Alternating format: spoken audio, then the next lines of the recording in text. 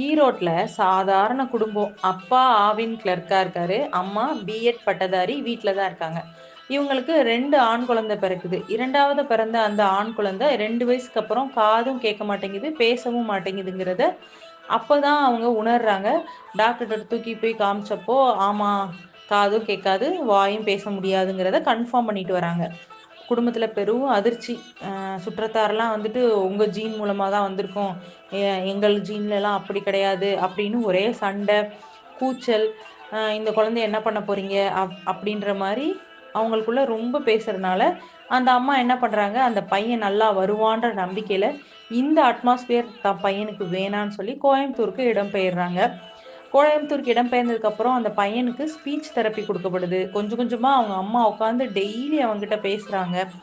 பேச, படிக்க கத்துக் குடுத்ததுக்கப்புறம் அவன் 10ஆம் வகுப்புல நல்ல மதிப்பெண் பெறான். 12வதுல 1117 மார்க் எடுத்து ஸ்டேட் ஃபர்ஸ்ட் வரான்.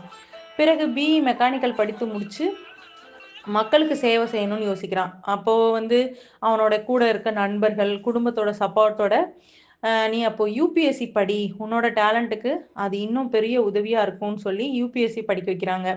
2021ல தேர்ச்சி பெற்று 750வது ரேங்க் எடுத்து இன்னைக்கு கேரளாவுல பாலக்காட்ல சப் கலெக்டரா பணியாற்றுறார் ரஞ்சித் அவர்கள்.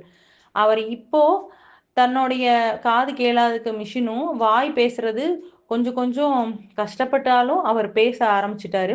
இந்த கதை சொல்ற பெரிய பாடம் என்னன்னு பார்த்தீங்கன்னா, குழந்தைங்களிடம் குறைய மட்டுமே கண்டுபிடிச்சு அவங்களோட நெகட்டிவே நம்ம சொல்லிக்கிட்டே இருந்தோம்னா, அவங்களுக்கு வந்து அத பண்ணணுன்றது தோணவே தோணாது.